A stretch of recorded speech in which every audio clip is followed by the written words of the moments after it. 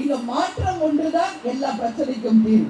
நம்ம போராடிக்கிட்டே தான் இருக்கோம், நம்ம கருத்துக்களை சொல்லிக்கிட்டே தான் இருக்கோம்.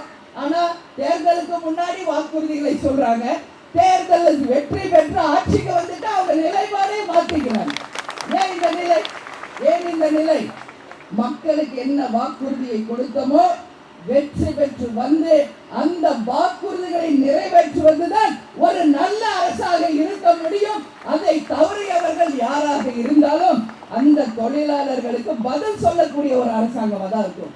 உங்க எல்லாருக்கும் நான் ஒரு விஷயம் சொல்றேன், நிச்சயமாக ஒரு நல்ல நாள் வந்து தலைவருடைய ஆட்சி மீண்டும் வந்தால் அந்த ஆட்சி விவசாயிகள் தொழிலாளர்களுக்கான மக்கள் ஆட்சியாக தான் இருக்கும் என்பதை உறுதியாக இந்த நேரம் உங்களுக்கு நான் சொல்ல கடமைப்பட்டிருக்கேன். ஏன்னா கேப்டன் வந்து என்னைக்குமே ஏழைகளின் பங்காளர், தொழிலாளர்களின் பங்காளர், தன்னால் முடிந்த உதவியை இறுதி வரைக்கும் மக்களுக்காக செய்த ஒரு தலைவர் கேப்டன் என்பதை நாம யாரும் மறந்துட முடியாது. இன்னைக்கு பார்த்தா ஒரு 70 பேருக்கு மேல உயிரிழந்திருக்காங்க. நான் பாக்குறேன், எப்பல எலக்ட்ரிக்கல் மேல ஏறாங்க, ரிப்பேர் பண்ணுவாங்க, ஷாக் அடிச்சு கீழே விழுந்து இறந்துடுறாங்க. அவங்களுடைய வாழ்க்கைக்கு என்ன வாழ்வாதாரம் இருக்கு? இன்னைக்கு எத்தனையோ கோரிக்கைகளை நீங்க அரசாங்கத்துக்கிட்ட கொடுத்தாலும் அதை நிறைவேற்றாத ஒரு அரசாக இந்த அரசு இருக்கிறது. உறுதியாக இந்த 25 இருந்து 35 வயசுக்கு உட்பட்ட இந்த இளைஞர்கள் கேங்மேன் தொழிலுக்கு நிச்சயமாக எடுத்து படிக்காத இளைஞர்களுக்கு அந்தந்த மாவட்டத்திலேயே வேலையை தர வேண்டும் என்றதை நிச்சயம் நாங்கள் வலியுறுத்துவோம். அது மட்டும் இல்லாமல் உயிர் இழப்புகள் இல்லாத அளவு உங்களுக்கு ஒரு பாதுகாப்பான ஒரு வேலை வாய்ப்பை உருவாக்கவும், இந்த உயிர் இழந்தவர்களுக்கு உரிய சன்மானமும், இந்த குடும்பத்தில் ஒருவருக்கு வேலை வாய்ப்பையும் இந்த அரசு நிச்சயமாக உறுதி செய்ய வேண்டும். கள்ளச்சாராயம் குடிச்சு செத்தா 10 லட்சம் கொடுக்குறீங்க. மக்களுக்காக ராப்பகல் உழைக்கிற தொழிலாளர்களுக்கு இந்த அரசாங்கம் அவர்களுடைய ஒரு நியாயமான ஒரு கோரிக்கையை கூட செவிசாய்க்கல என்றால் இந்த அரசு இருந்தால் என்ன, இல்லை என்றால் என்ன? அதான் நாங்க கேட்கிறோம்.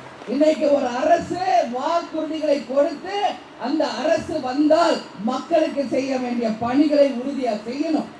தேர்தலுக்கு முன் ஒரு நிலைப்பாடு, தேர்தலுக்கு பின் ஒரு நிலைப்பாடு. இதுதான் திராவிட மாடல் ஆட்சியா என்ற தொழிலாளர்கள் சார்பாக எங்கள் கேள்வியை நாங்கள் எழுப்புகிறோம். எனவே தொழிலாளர் என்னுடைய சகோதரர்களே, உங்க எல்லாருக்கும் நான் சொல்றேன், இன்னைக்கு ரக்ஷாபந்தன் தெரியுமா? ரக்ஷாபந்தன் என்ன?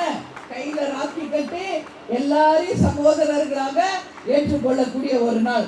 இது வடக்கத்தியர்களுடைய விழா இருந்தாலும் என் அன்பு சகோதரர்களாக உங்க அத்தனை பேருக்கு ரக்ஷாபந்தன் என்னுடைய வாழ்த்துக்களை நான் தெரிவிச்சுக்கிறேன்.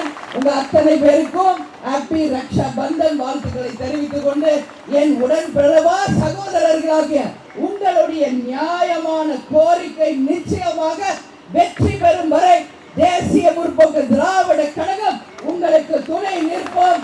உறுதியாக உங்கள் வாழ்க்கையை ஒளி ஏற்றுவோம் என்று அத்தனை பேருக்குமே இந்த நேரத்தில் சொல்லி உங்கள் ஆர்ப்பாட்டம் வெற்றி பெறவும் உங்களுடைய நியாயமான கோரிக்கை வெற்றி அடைய வேண்டும் என்று கூறி, தமிழன் என்று சொல்லடா, தலை நிமிர்ந்து நில்லடா, இயன்றதை செய்வோம் இல்லாதவர்களை என்று கூறி கேப்டனுடைய வார்த்தைகளை உங்கள் வார்த்தைகளாக நான் கூறி உங்களிடமிருந்து பத்திரிகை நண்பர்களுக்கும் இங்கே குடும்பத்தோடு வந்து பங்கேற்றிருக்கின்ற அனைத்து தொழிலாளர்களுக்கும் என் பணிவான வணக்கங்களை தெரிவித்துக் கொண்டு, எதுக்கும் பயப்படாதீங்க. உங்கள் அண்ணியாக, உங்கள் அன்னையாக, உங்கள் உங்களுக்கு நாங்கள் துணை நிற்போம் நிற்போம் நிற்போம் என்று கூறி